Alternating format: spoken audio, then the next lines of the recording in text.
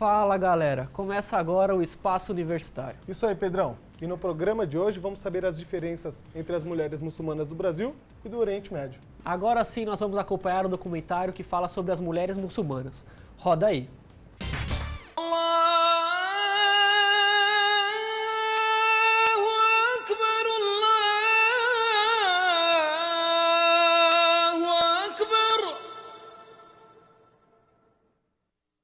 أشهد أن لا إله إلا الله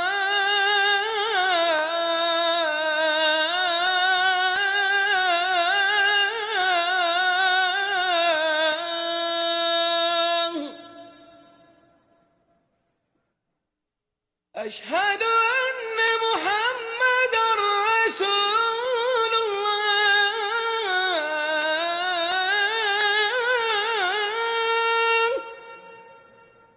الله أكبر الله أكبر. O que é mais opressão? Uma mulher que usa um hijab ou uma mulher que tem que fazer várias cirurgias plásticas, vários regimes para vestir um biquíni asa delta, sei lá, como que chama, um biquíni na praia no Rio de Janeiro? Né? O que é mais opressor? Quer dizer, de que mulher que a gente está falando? Então veja, o Islã não oprime a mulher, ao contrário, o Islã dignifica a mulher. Nós mulheres no Islã somos pérolas preciosas, flores no jardim de Alá e assim somos tratadas.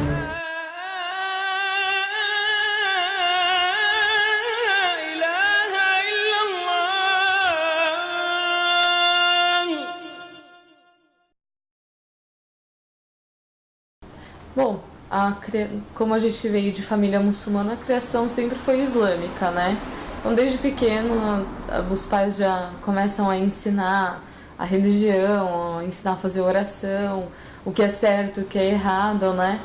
E a questão da convivência com as outras crianças era normal, a gente sempre sabia que tinha uma diferença. Eu acho que quando a gente é pequeno, a gente ainda não entende muito qual é essa diferença, mas a gente percebe. Né, a gente percebe no comportamento, eles rezavam Pai Nosso antes de comer e a gente não, né, eles comiam carne de porco e a gente não, então a gente via que tinha uma diferença. Depois, com o tempo, a gente foi crescendo e tal, fomos aprendendo. O Islã é, digamos, mais jovem das religiões monoteístas. No autoentendimento dos muçulmanos, não há nada de extraordinário ou de excepcional ou de diferente nesta revelação divina em comparação com as outras mensagens monoteístas. Do ponto de vista do Islã, Ibrahim é um profeta que teve exatamente a mesma mensagem de Deus como Jesus e outros, e eventualmente Maomé. Os muçulmanos seguem os preceitos do Alcorão, o livro sagrado do Islã. Nele constam os 5 pilares da religião: o testemunho, as 5 orações diárias, o jejum no mês do Ramadã, o zakat, ajuda aos necessitados, e o hajj, a peregrinação em Meca para aqueles que tiverem condições financeiras e de saúde para fazê-lo uma vez na vida. O Islã tem adeptos espalhados pelo mundo todo. Então, tem muito conflito, e então as pessoas de ambos os lados tendem a exagerar as diferenças e a minimizar o que eles têm em comum. Mas se você, por exemplo, compara o Islã e o cristianismo e o judaísmo como um bloco com religiões da Ásia, como o hinduísmo e o budismo, o confucionismo, etc., então as diferenças gritam. A cultura integra, né? A cultura, predomina. Então, sempre rezando, sempre comparecendo às festas de mesquita, sempre indo em lugares que tem árabes, que tem muçulmanos. Tudo em volta disso, tudo em volta de uma comunidade que gira em torno disso, né? De meio um pessoal mais unido, assim, né? Em casa você tem que falar o árabe. Desde pequena sempre foi assim, tanto comigo como os meus irmãos. A tendência era sempre você, desde pequena, falar o árabe.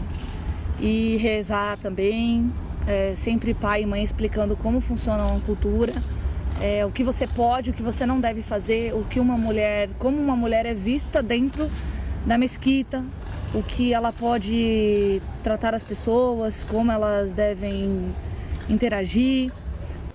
No mundo ocidental, a mulher muçulmana é objeto de curiosidade, mitificação e julgamento. A vestimenta, que esconde ao invés de mostrar, e os relatos de como essa mulher é tratada em países de maioria islâmica, onde muitas têm seus direitos mais básicos privados, contribuem para formar a imagem da muçulmana. Se você olhar sobre a relação de onde nasce o Islã nasce no que hoje é a Península Árabe, a Arábia Saudita. Na época não existia a Arábia Saudita, é uma criação dos anos 30, 20 e 30 do século passado, então não existia na época. Este lugar, as influências culturais que existiram quando começa o Islã, vem do mundo do Oriente Médio antigo, Mesopotâmia, Egito, o Império Persa, o Império Bizantino, etc. E muitos moldes sobre como pensar sobre a mulher, quais são as suas qualificações, suas limitações, etc., que foram assim, gerais ou espalhadas e muito aceitas nesta zona do mundo, nesta época, foram integrados, de certa forma, também no Islã. O mundo muçulmano ele é mais amplo do que o mundo árabe, nem todo árabe é muçulmano, e os muçulmanos não se restringem ao mundo árabe. E existe uma diversidade grande, né, dos muçulmanos, das muçulmanas, na forma como se vestem, na forma como lidam com as suas mulheres, e as mulheres lidam consigo mesmas. Existe uma diversidade muito grande. Então nós temos países que são fundamentalistas, né, que vão buscar no fundamento daquela interpretação da religião, né, como que deve se portar a mulher, o homem, enfim, né? E tem países que não são assim. No primeiro lugar, na realidade, na humanidade, na dignidade, na igualdade, não existe diferença entre o homem e a mulher, porque nosso Criador criou o homem e a mulher para cada um complementa o outro. E nós vemos isso no Corão Sagrado, nos ditos do profeta, que Allah, que é o nosso Criador, criou o homem e a mulher para cada um complementa o outro, não que um melhor ou superior do outro. Qualquer obrigação, por exemplo, na área das pilares da fé, pilares da prática, todos são direcionados para homem e para mulher. Oração, jejum, peregrinar, todos esses, o zakat, que o ajuda para os necessitados. Então, tudo isso, tanto a homem e a mulher, são iguais para receber essa ordem. Quando a mulher recebe uma ordem, ela pratica por própria vontade, porque ela quer ser obedecente, ela quer obedecer. Então, ela pratica, ela com própria vontade dela. Não que o homem tem assim, uma autoridade em cima dela que ela tem que... Não. Esse recebe a ordem diretamente do Allah, nosso Criador. Nesses quase 15 anos de pesquisa, eu comecei a observar, por exemplo, uma menina que era cristã, ou veio da Umbanda, ou do Candomblé, ou de uma outra religião, que se torna muçulmana. Ela vai passando, menina ou menino, por determinados elementos constitutivos desse novo corpo, quer dizer, o modo de sentar, o que veste, o que come, né? Não come mais carne de porco, a roupa cresce de tamanho, quer dizer, manga comprida, às vezes já faz a charrada, já começa a usar o hijab, procura não conversar diretamente com os homens, né? Sempre com intermediários. Então o comportamento vai mudando. A vestimenta chama atenção. E a vestimenta, ela já desenha esse corpo, né? Você já linka ela com a religiosidade, né? Então, isso não quer dizer que não há feminilidade, isso não quer dizer que não há sexualidade, ao contrário. Eu lembro de uma frase da Magda Latif, que é uma das minhas interlocutoras e amiga, que ela dizia: França, olha que engraçado, vocês brasileiras, vocês se arrumam da porta para fora, a gente se arruma da porta para dentro, né? Então, o que é que tem que ser mostrado? Para quem tem que ser mostrado? Então, acho que essas especificidades da mulher muçulmana já dá uma dimensão diferente, né? Aonde ela está querendo atrair, né? Aonde ela está querendo chamar a atenção. Dentro de casa se cobra muito o horário. Horário para sair, horário para chegar, as companhias com quem você sai, com quem você chega. Cobra também muito corte de roupa, né? Roupa também, principalmente. Vamos supor, você vai usar uma regata, se você for vir para a mesquita, não. Então roupa também eles cobram bastante. Maquiagem, acessórios, essas coisas não, é normal como qualquer outra casa. Amigos homens. Já é mais, já fica meio mais bem assim, complicado. Mais com ciúmes, mais pensando, tipo, sei lá. Não sei explicar, mas enfim, não sei, é da cultura, sabe? Assim, meio que ficar com receio. Você tem que aprender a fazer comida, porque um dia você vai casar e infelizmente, assim, pra cultura ainda tem de mulher fazer as coisas dentro de casa. Ainda é um pensamento meio fechado. Então você tem que saber cozinhar, você tem que saber ser uma dona de casa. A menina muçulmana foi criada para ser uma dona de casa.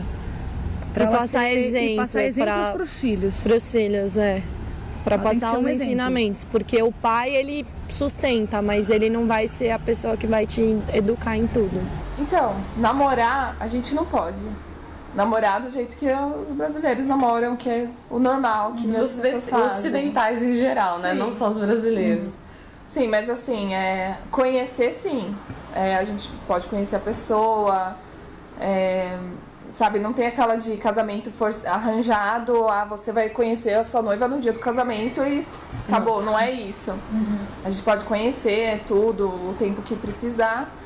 Tem que ser um muçulmano no caso, mas pode ser, por exemplo, um brasileiro convertido? Pode ser um brasileiro convertido. A questão da religião, não da nacionalidade. Eu acho que isso não limita em nada, né? Que nem algumas pessoas falam, mas como que vocês vão conhecer o marido de vocês e sem namorar, assim? Mas isso não interfere, porque se você for pensar, a gente só conhece a pessoa realmente quando passa a conviver, morar junto e tudo mais.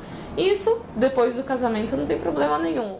Então, bastante coisa incomoda, porque às vezes você quer ir pra uma balada.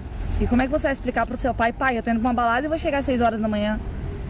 Então. Seu pai já olha pra você assim e fala, mas filha, não foi assim que a gente te criou. Porque ele tá esperando que você case, entendeu? E tenha filho. Justo que nem aqui.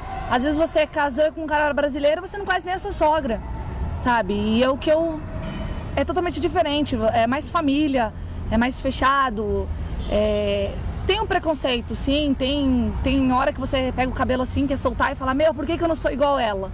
Mas aí quando você para pra pensar, você fala, eu podia estar grávida e com um filho por aí, de um pai diferente, morando, não sabendo nem quem é o pai, perdida no mundo, mas não, sabe, tô dentro da casa dos meus pais, eles estão me dando tudo que podem me dar, o que não podem me dar, me colocaram no lugar que eu sou considerada, sabe, uma estrela. Então, pra mim, assim, infelizmente, se eu conhecer o homem da minha vida, eu vou seguir os conselhos da minha família. O Islã é a religião que mais cresce no planeta, cerca de 15% ao ano.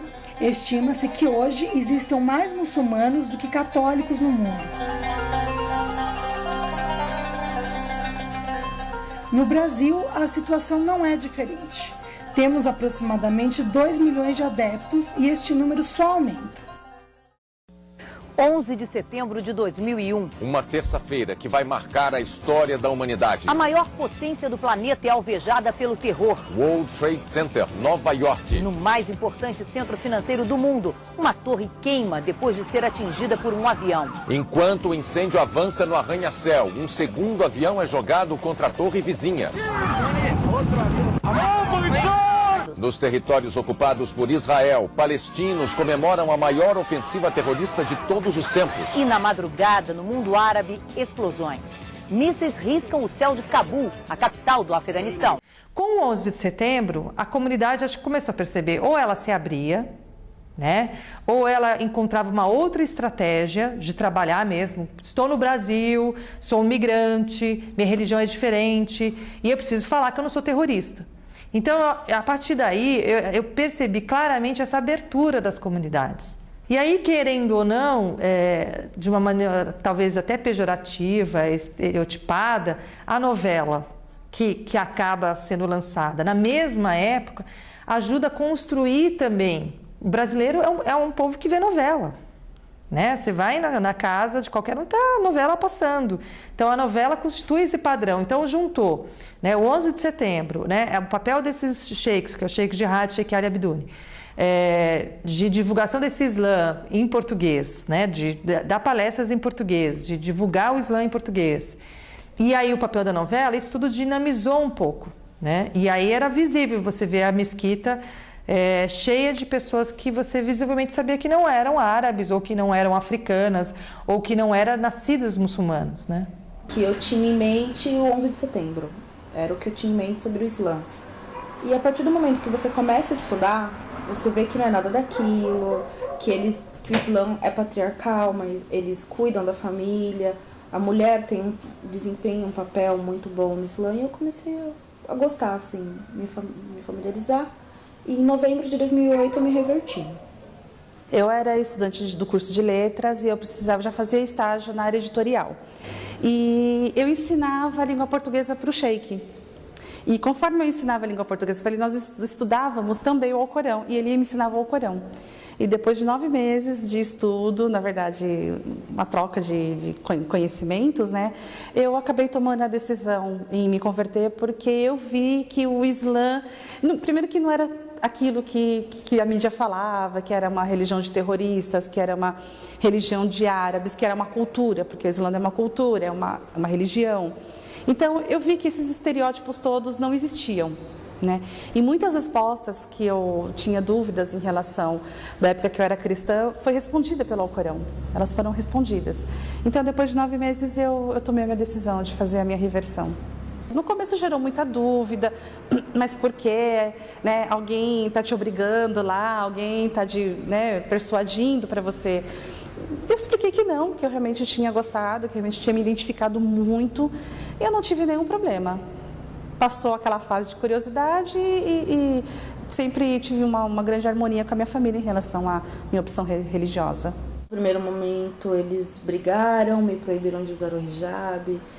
Orações eram um pouco complicadas, ramadã, comida, mas faz 3, 4 anos, então hoje em dia está bem melhor. Faziam 2 meses já que eu estava estudando, eu comecei a ler árabe e eu descobri na internet um site onde existia o Alcorão e eu nunca tinha lido o Alcorão. Eu gosto muito de literatura, sempre fui leitora, sempre li muitos livros, né? E eu achei aquilo muito legal, eu falei, vou começar a ler o Alcorão em árabe, já que eu estou aprendendo árabe, vou começar a ler o Alcorão em árabe. E eu fui arrebatada pelo Alcorão de uma forma muito forte, muito forte.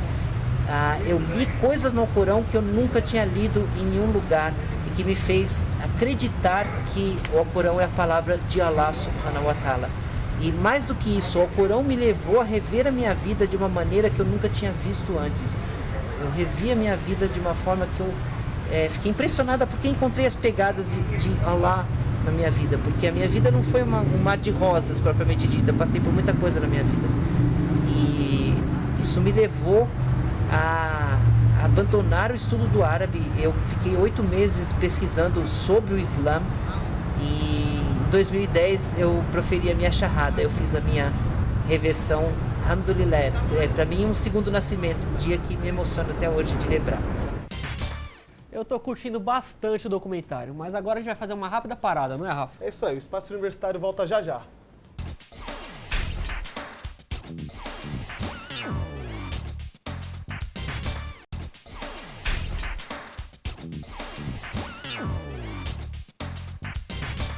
Espaço Universitário de volta. E hoje falando da realidade das mulheres muçulmanas que vivem no Brasil e no Oriente Médio. Exatamente, um documentário que fala mais do islamismo e das mulheres muçulmanas. É isso aí, mas não vamos mais perder tempo. Vamos acompanhar agora a segunda parte do documentário. Roda aí.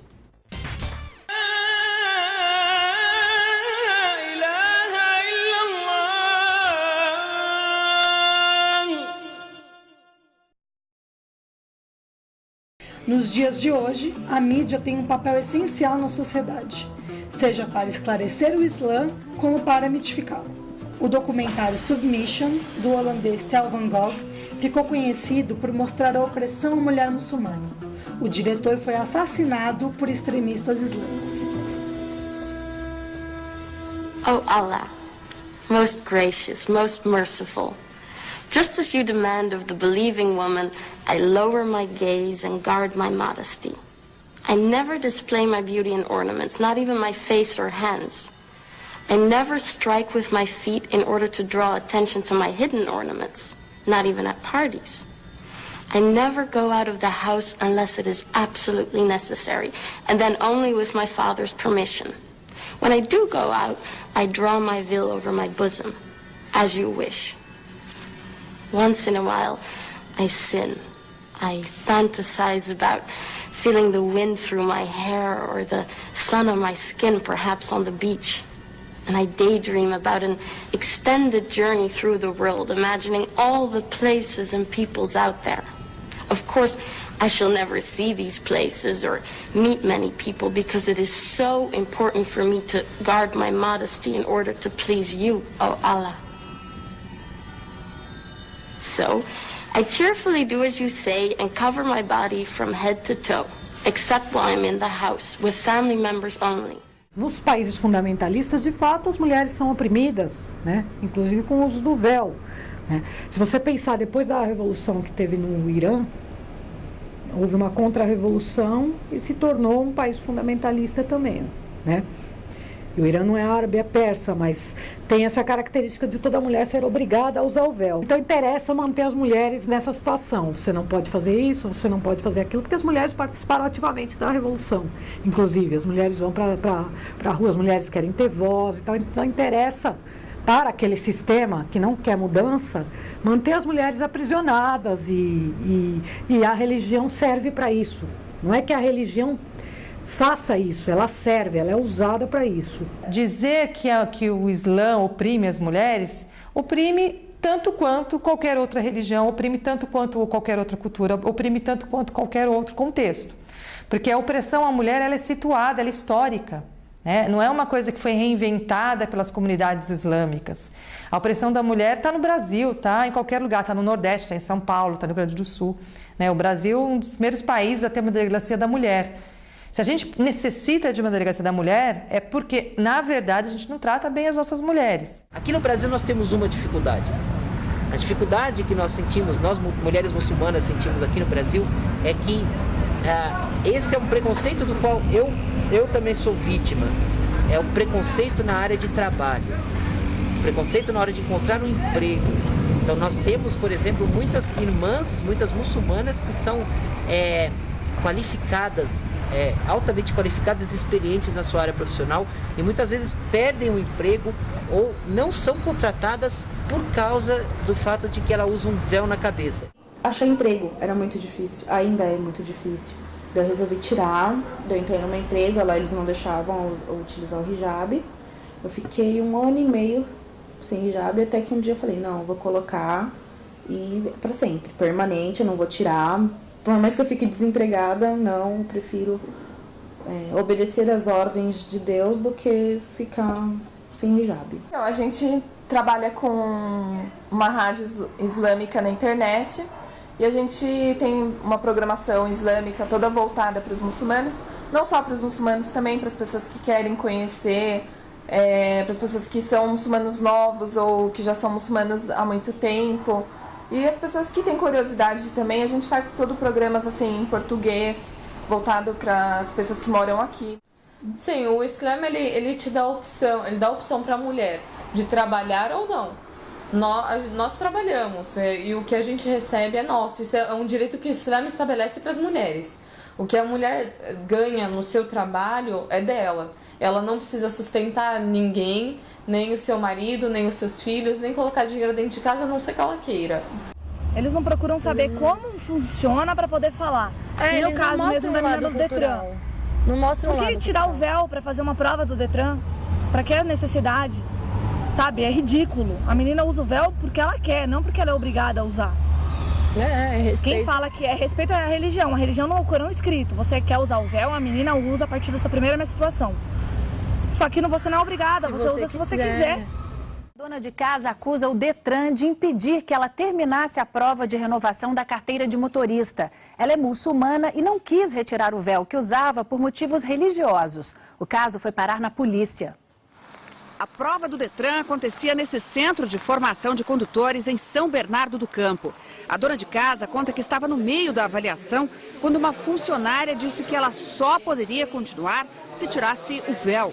Estão falando que nenhum aluno pode entrar de boné, de gorro, de alguma coisa assim que cubra, que não tenha como identificar o aluno. Então você teria que tirar o véu. É um traje religioso, na verdade é o véu e a roupa por completo, que é o hijab, que a mulher muçulmana tem que vestir. Arlam se recusou a tirar o véu. A prova, segundo ela, foi bloqueada pelo Detran, que acompanha o teste pela câmera no computador. E tive que levantar, pegar minhas coisas e sair, deixar a prova pela metade e fui embora. Isto é uma invenção muçulmana? Não. Foi normal entre as mulheres da elite em Constantinopla, no Império Romano Oriental cristão, ortodoxo. Sim? Se você olha para quadros da Idade Média Europeia Católica, Virgem Maria sempre tem um véu, geralmente em azul. Não está escrito no Alcorão, isto é o que a mulher deve fazer. Tem coisas que estão escritas, não muitas, e elas são um pouco vagas, então tem várias possibilidades para interpretar. Como você perguntou, eu cresci numa família muçulmana, a minha mãe não usa o véu, a minha avó não usava o véu. Então você pode dizer que na minha família nunca houve a imposição da religião e nem da forma como você deveria se vestir, até porque o meu pai não acredita nisso. E acho que esse discurso de que a mulher toda muçulmana é oprimida, não sei o que, faz parte desse discurso para desconstruir o Islã, para criar estereótipos, né, para manter essa diferença entre Oriente e Ocidente que é construída. É uma diferença construída, não existe uma diferença cultural. De fato, um choque de civilizações, isso é construído. O véu, embora não tenha nascido dentro do Islã, é um dos principais elementos de identificação e julgamento desta religião. O mais comum entre eles é o hijab, utilizado em todo o mundo muçulmano. Ele cobre os cabelos e o colo. O lenço pode ter várias cores, estampas e modelos. O chador, comumente utilizado no Irã, é uma peça única que vai da cabeça aos pés, como uma capa. O niqab cobre todo o corpo, exceto os olhos. É utilizado principalmente na Arábia Saudita e no Golfo Pérsico.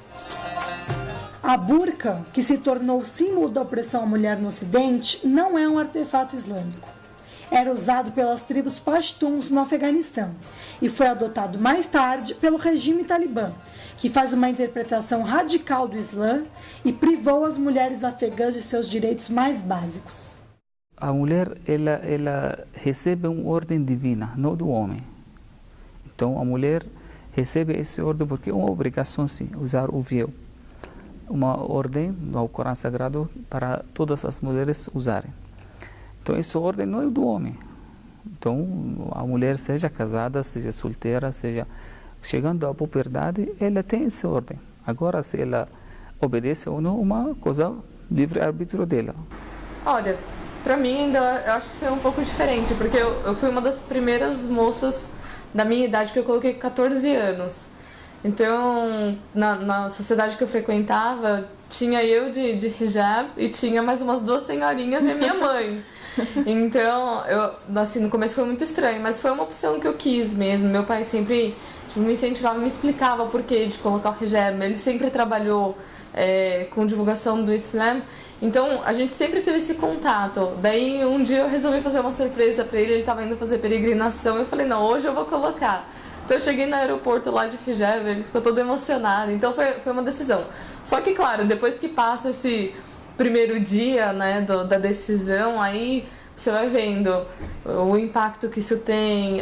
Os próprios muçulmanos achavam estranho porque era novo uma menina daquela idade colocar hijab, né, e tal. Então alguns até perguntavam, nossa, mas seu pai que te obrigou, né? Mas não era mesmo, era uma decisão que eu tomei e eu não me arrependo dela. No começo é difícil, você sente dificuldade na escola, assim, você andar na rua e as pessoas olharem pra você.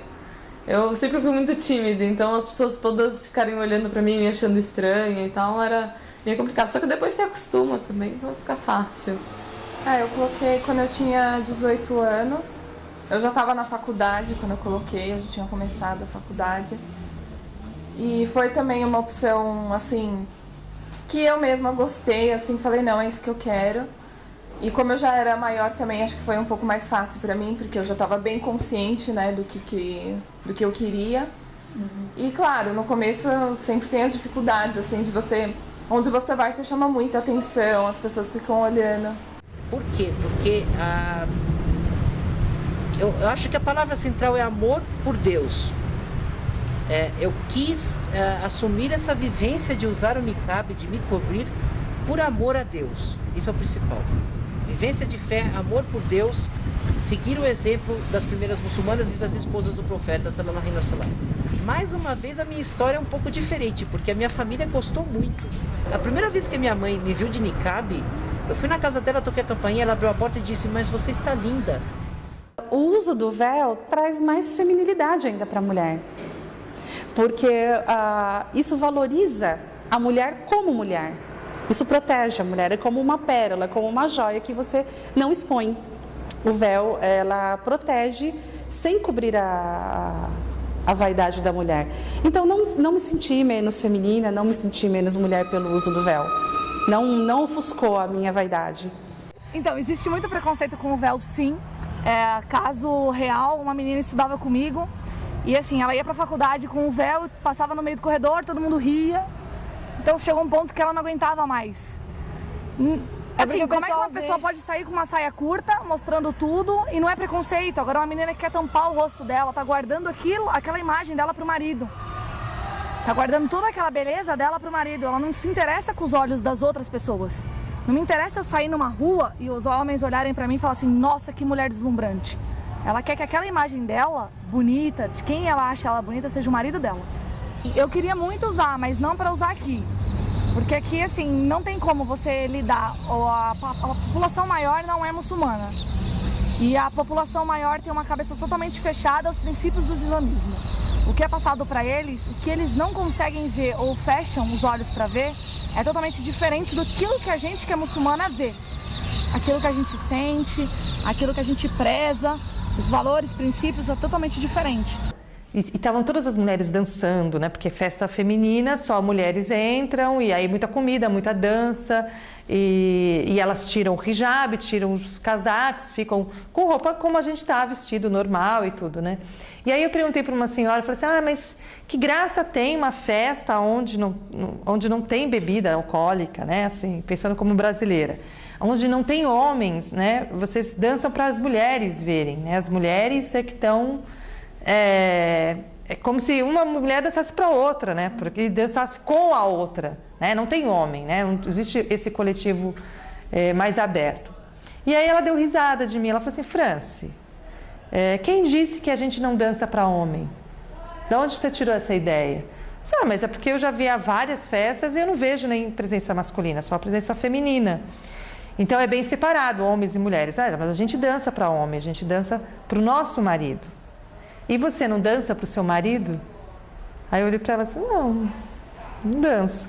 Aí ela disse assim, bom, então se você não dança, alguém vai dançar. Né? E a partir daí eu comecei a pensar, olha que interessante, né? Você acha que o fato da pessoa estar coberta, dela estar de hijab, que ela não tem desejo, que ela não pensa na sexualidade, que ela não pensa no marido dela. Então isso, de certa forma, um pouco desmistifica essa mulher, essa passividade feminina. Eu sempre estou de niqab, em público sempre estou coberta, totalmente coberta, só com os olhos à mostra. Eu uso luvas, né? Me cubro realmente de forma completa, só os olhos de fora. Eu me visto assim para ir na padaria, para ir no supermercado, para ir em qualquer lugar, até para tocar, que eu sou musicista, toco, né? E sempre sou muito bem recebida, com simpatia e com acolhimento. Então eu fico muito feliz por isso. Eu confesso que não o niqab, mas o isdel, que é essa roupa, eu amo o isdel, eu só uso isdel. Não é prático, porque tem que saber usar, principalmente para subir escada, esse tipo de coisa. Mas sabendo usar, não tem problema. Eu estou tão acostumada que eu posso fazer qualquer coisa. Eu posso até entrar na água, até jogar futebol de isdel, que não vai me incomodar nem um pouco. Então, acho que o grande mal do Ocidente é olhar para essas mulheres, é olhar para os muçulmanos e dizer assim, por que você não quer a mesma coisa que eu quero? Ora, as bolas, o que eu quero é tão importante, é tão melhor. Sempre que um muçulmano tropeça, ninguém fala, é porque aquele homem tropeçou, mas sim porque aquele muçulmano tropeçou, ou porque aquela muçulmana fez algo errado. Acaba sendo um ponto de referência para ser julgado. Aquele estigma, né? Eu sem o Islã, não sei, não me vejo hoje em dia sem ele, então acho que um completa o outro. É submissão somente a Deus. O Islã é isso, é a submissão, a crença em um único Deus e a obediência a um único Deus, é a paz. Porque eu sou muçulmana, eu tenho muito orgulho de ser muçulmana, eu sou apaixonada pelo Islã, porque eu sou uma munakaba. Eu só tenho a agradecer a Allah por tudo, pela minha vida e por tudo que eu construí até hoje.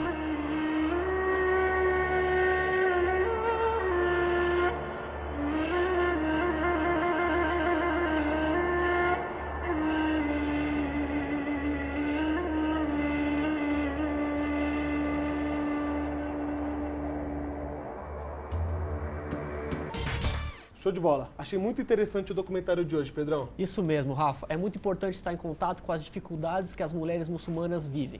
Verdade. Bom, o programa Espaço Universitário fica por aqui. Se você gostou e quiser participar, escreva para espacouniversitario@câmara.sp.gov.br com o link do seu trabalho. E não se esqueça de curtir a nossa página no Facebook. Parabéns pelo trabalho, pessoal. Tchau. É isso aí. Até a próxima.